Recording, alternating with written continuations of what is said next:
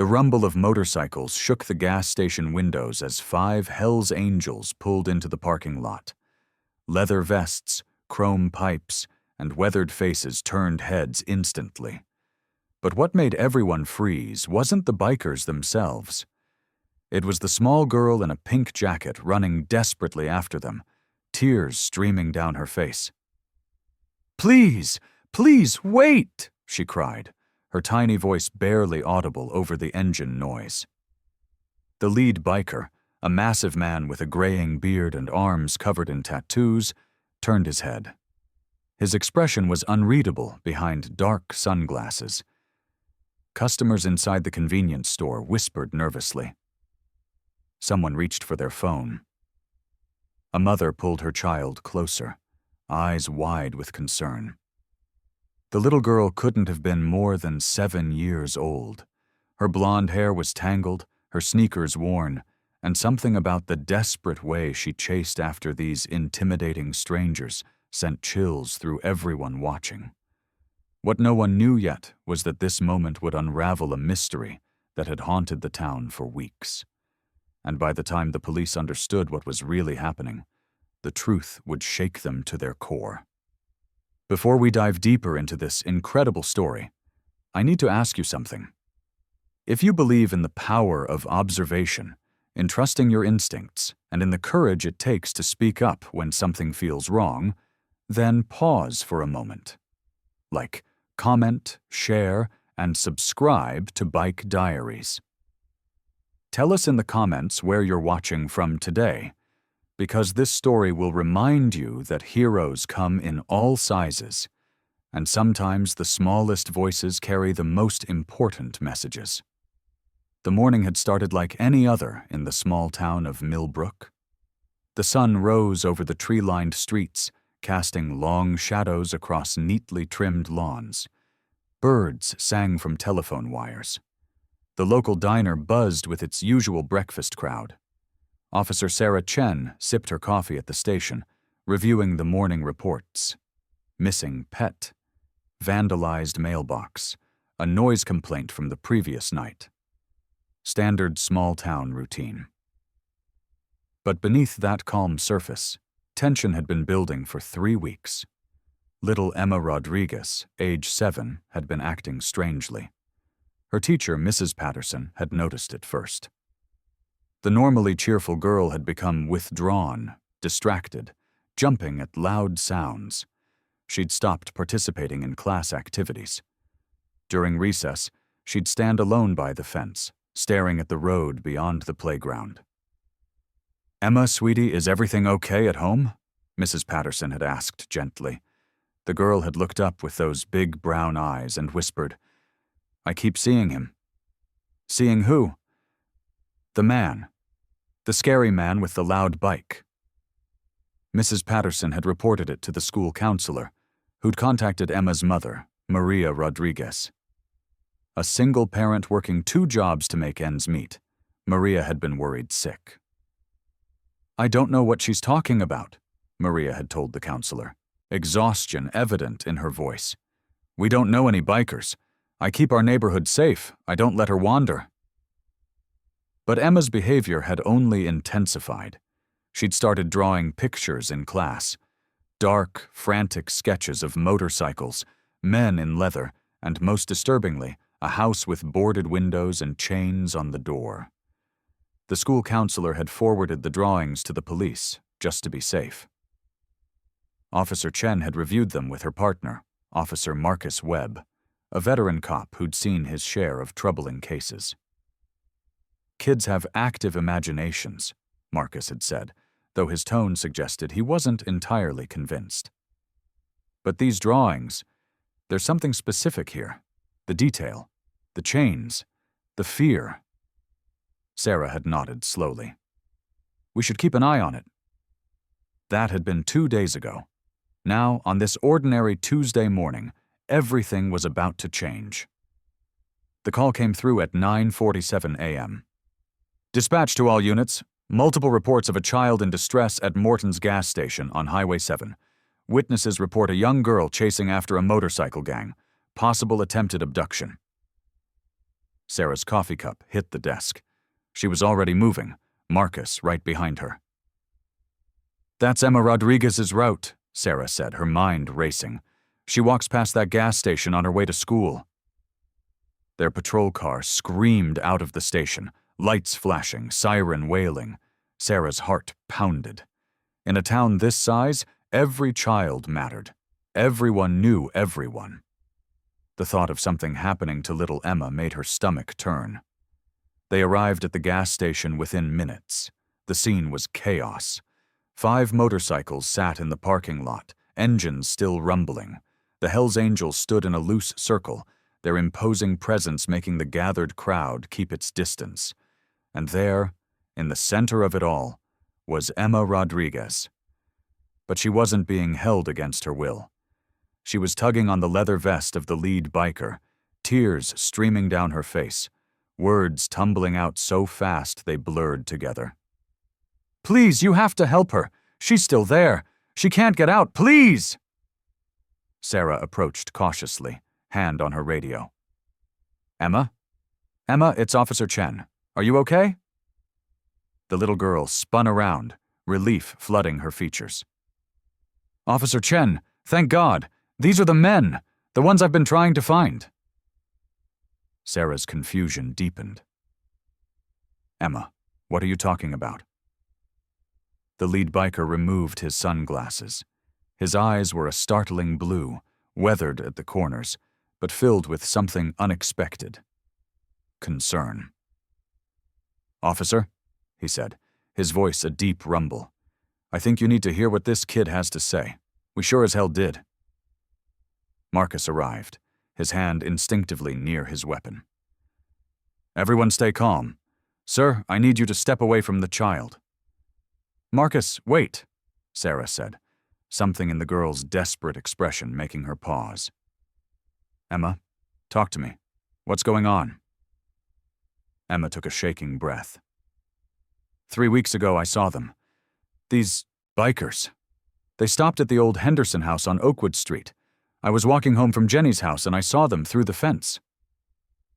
The lead biker nodded slowly. "The kid's telling the truth. We stopped there. We were looking for our brother." "Your brother?" Sarah's mind spun. "Tommy Snake Morrison," the biker said. "He went missing 6 months ago. We've been tracking leads across 3 states. Someone told us he was seen in this area. The Henderson house has been abandoned for years. Seemed like a good place for someone to hide out." Emma's words came faster now. "I saw them looking around, and then I heard it.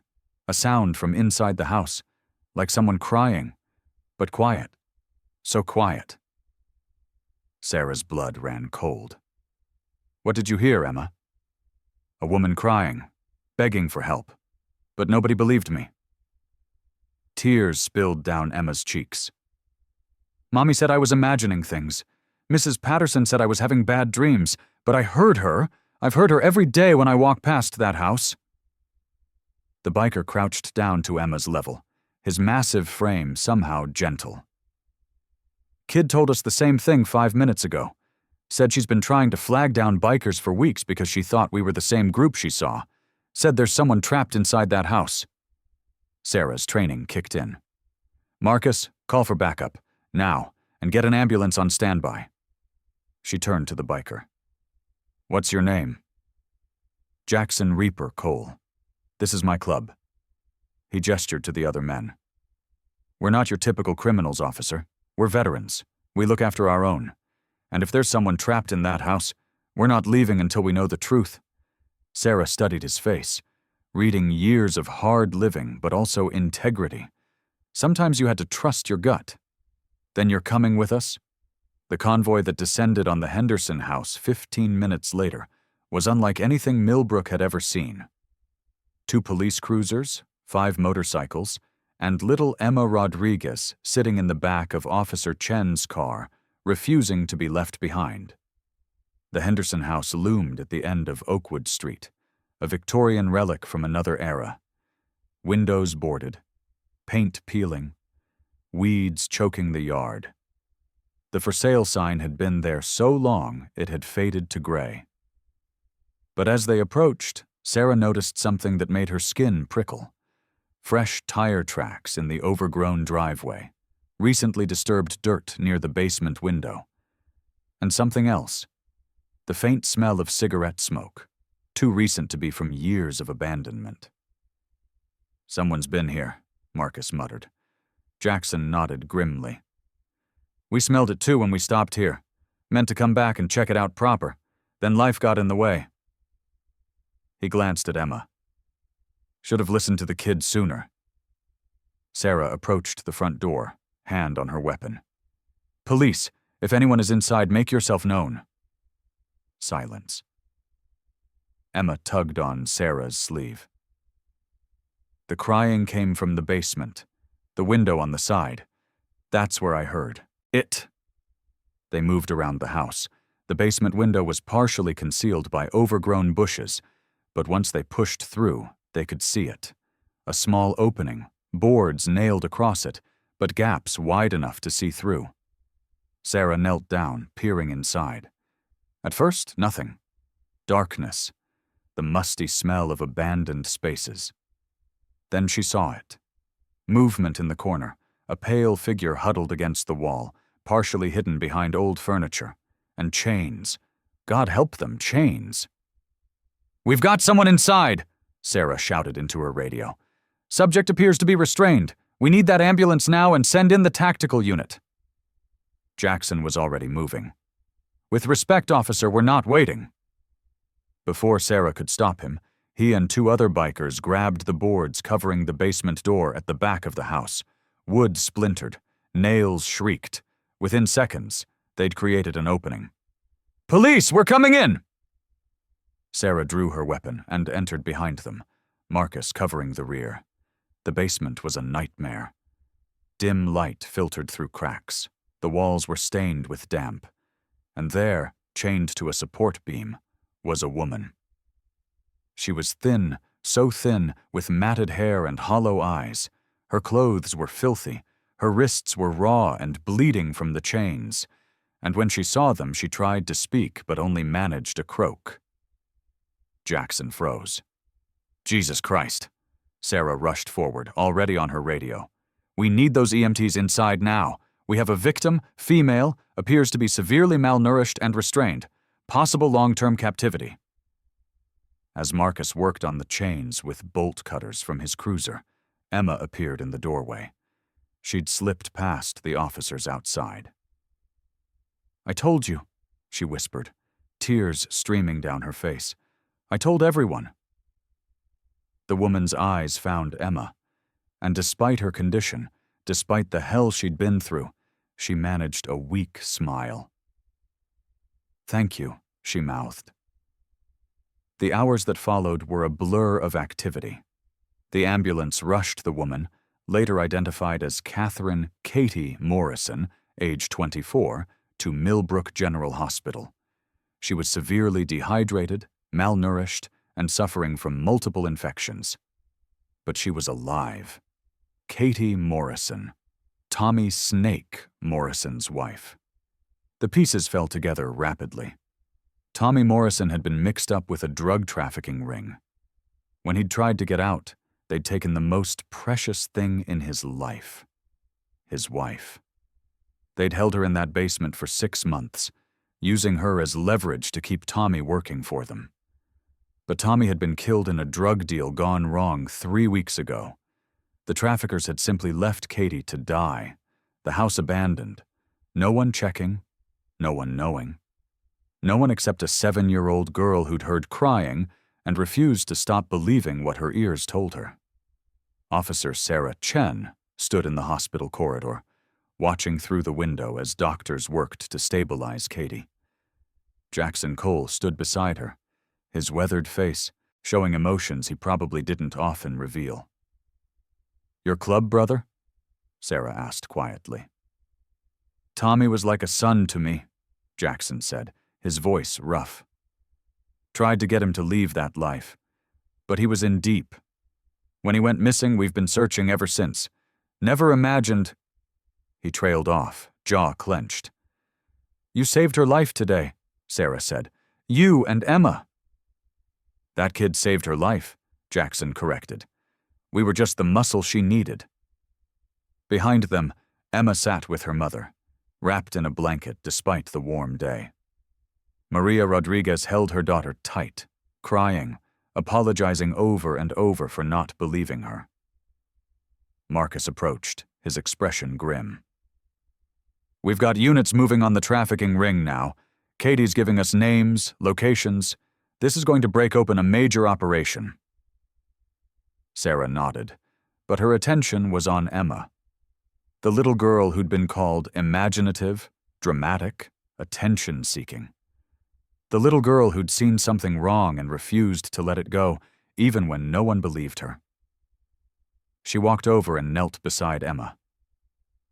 You did an incredibly brave thing. Emma looked up with those big brown eyes.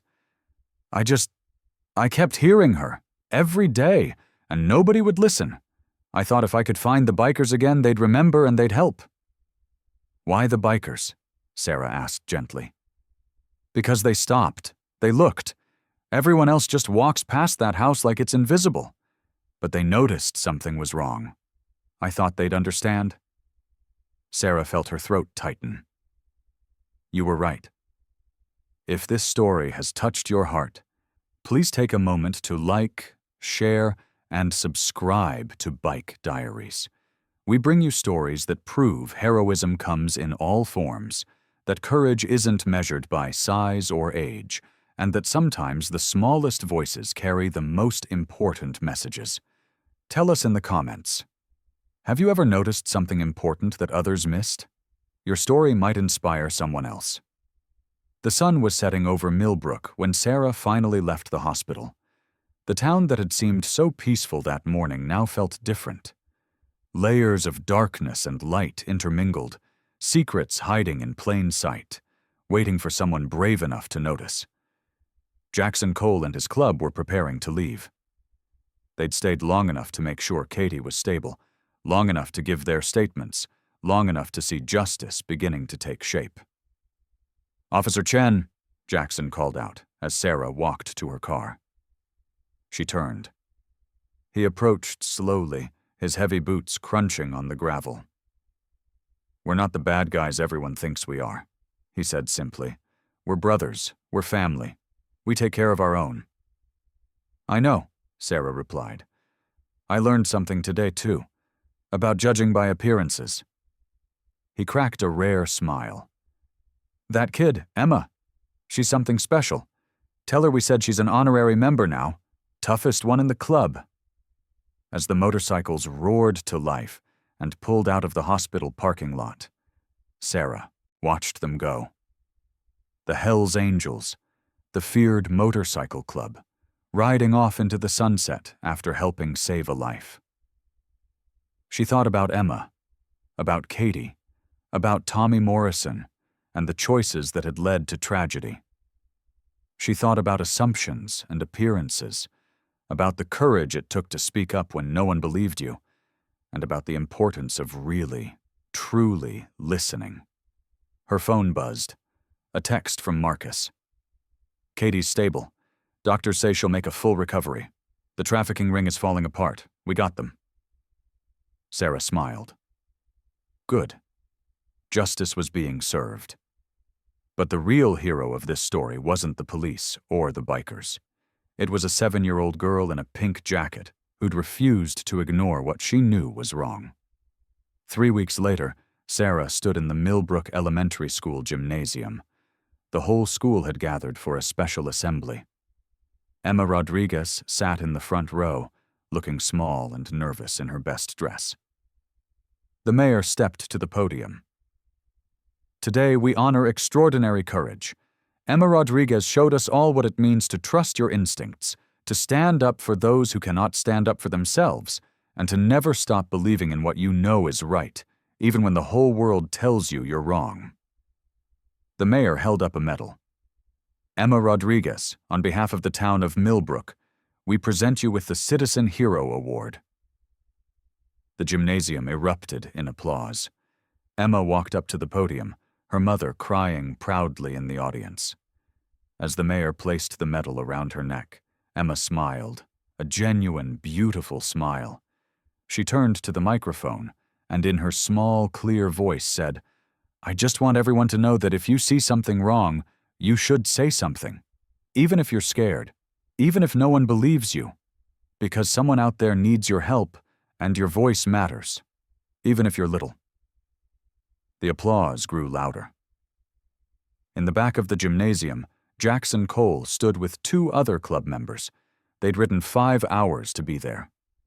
When Emma saw them, her face lit up. She waved. Jackson waved back, then placed his hand over his heart in a gesture of respect. Sarah, standing near the doorway, felt tears prick her eyes. She'd been a cop for 12 years, seen hundreds of cases, witnessed countless acts of bravery. But this little girl had taught her more about courage than any training manual ever could. Sometimes heroes wear badges. Sometimes they wear leather vests and ride Harleys. And sometimes they wear pink jackets and light-up sneakers, carrying more courage in their small frames than most people find in a lifetime. Katie Morrison was released from the hospital 4 weeks after her rescue. She'd gained weight, her wounds had healed, and though the psychological scars would take time, she was alive and free. She asked to meet Emma. They met in the park on a sunny Saturday afternoon. Katie, still thin but stronger now, knelt down when she saw Emma. The little girl ran to her, and they embraced like old friends who'd survived a war together. "Thank you for not giving up on me," Katie whispered. "Thank you for hearing me when I couldn't scream." Emma pulled back, her eyes serious. "I heard you, and I knew you needed help. I wasn't going to stop until someone listened." Katie touched Emma's cheek gently. "You're the bravest person I've ever met." Later, as Sarah watched them walk together through the park, Emma's small hand in Katie's, she thought about all the ways this story could have ended differently. If Emma had stopped trying, if the bikers hadn't listened, if Sarah herself had dismissed the reports as childhood fantasy. But none of those things happened, because courage had met compassion, and persistence had met action, and a little girl's voice had finally been heard. Thank you for watching. If this story reminded you to trust your instincts, to speak up when something feels wrong, and to never underestimate the power of paying attention, please share it. Subscribe to Bike Diaries for more stories that prove heroes are everywhere. Courage comes in all forms, and sometimes the smallest person in the room has the biggest impact. Tell us in the comments, what would you have done in Emma's place? That evening, as the sun set over Milbrook, Officer Sarah Chen sat on her porch with a cup of coffee. The town was quiet again, peaceful, but she saw it differently now. She saw the hidden stories behind every house, every street, every face passing by. Her phone buzzed, a message from Emma. "Officer Chen, I want to be a police officer when I grow up, like you." Sarah smiled, typing back. "The world needs more people like you, Emma. People who pay attention, people who care, people who won't give up. You're already making a difference." She looked up at the darkening sky, at the first stars beginning to appear, and thought about the strange, beautiful way this story had unfolded. A little girl, a motorcycle club, a woman in chains, and a town that learned to listen. The rumble of motorcycles echoed faintly in the distance. Somewhere out there, Jackson and his brothers were riding, protecting their own, carrying their code of honor into the night. And in a small house on the edge of town, Emma Rodriguez lay in bed, her Citizen Hero medal on her nightstand, finally able to sleep peacefully. She'd done what she set out to do. She'd saved a life. She'd made her voice heard. She'd proven that heroes come in all sizes, and sometimes the smallest voices carry the most important messages. The truth had been uncovered. Justice had been served. And a little girl in a pink jacket had changed everything.